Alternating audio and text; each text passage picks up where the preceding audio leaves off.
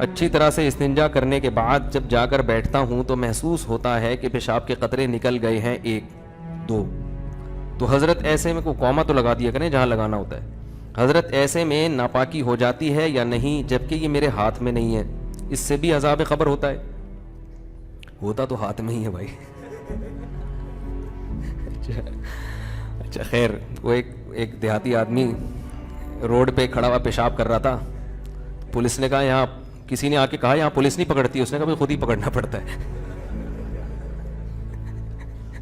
Police کیوں پکڑے گی بھائی؟ جو سمجھدار ہیں سمجھ گئے ہیں. اچھا وہ سمجھا کہ چلو چھوڑے. اچھا خیر، تو بھائی دیکھو جب پیشاب کر لیں نا، پیشاب سے فارغ ہو جائیں تو تھوڑی دیر اطمینان سے بیٹھے رہیں، ٹھیک ہے نا. جب اطمینان ہو جائے کہ اب مزید خطرہ نکلنا بند ہو گیا تو پانی ڈالیں اور پتلی گلی سے نکل لیں. دوبارہ اسٹڈی کرنے کی، مطالعہ کرنے کی چندہ ضرورت نہیں ہے، بالکل. وہم ہو، شک ہو، اس سے وضو نہیں ٹوٹے گا. بلکہ شک دور کرنے کا جو سنت طریقہ ہے وہ یہ کہ اپنے ازار پہ تھوڑا سا پانی کی چھینٹیں مار دیں شلوار پہ، تاکہ اگر تراوٹ نظر آئے، شیطان وسوسے میں ڈالے کہ یہ تو گیلا گیلا، تو آپ خود بولو بھائی یہ تو میں نے خود ترک کیا ہے. تو یہ وسوسہ دور کرنے کا اچھا طریقہ ہے.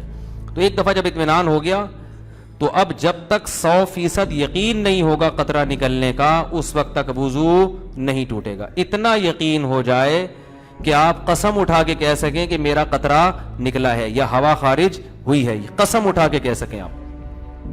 بعض دفعہ وہمی لوگ ہوتے ہیں نا، میں ان سے کہتا ہوں کہ تم قسم اٹھا سکتے ہو کہ قطرہ نکلا ہے؟ کہہ رہے ہیں سوچ کے بتاؤں گا کہ قسم اٹھا سکتا ہوں کہ نہیں.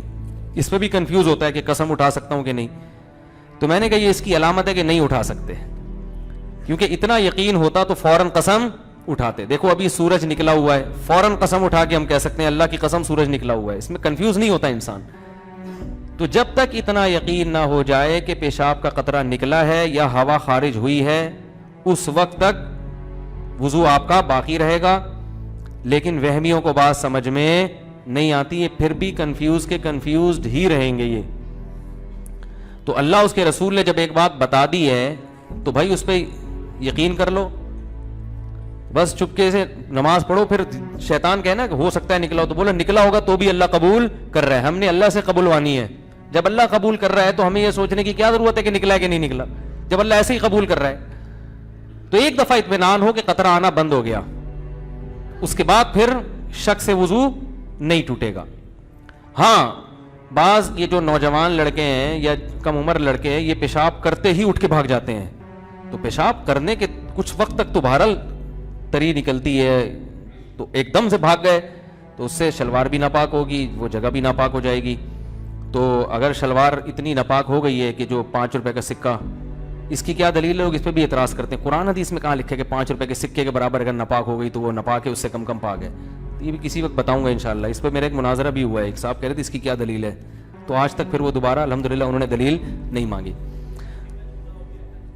5 کا سکہ جو چھوٹا ہو گیا، صحیح کہہ رہے ہیں بھائی، وہ پرانا والا سکہ رائج الوقت نہیں، پرانا سکہ جو ہتھیلی کی گہرائی کے برابر. صحیح کیا آپ نے، اچھا ہوا لقمہ دے دیا آپ نے.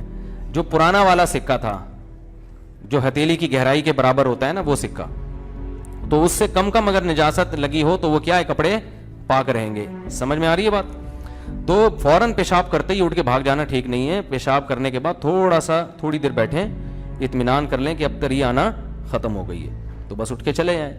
تو اور ختم ہو جاتی ہے تھوڑی دیر میں. اور اگر غور فکر میں لگے رہیں گے نا وہاں بیٹھ کے،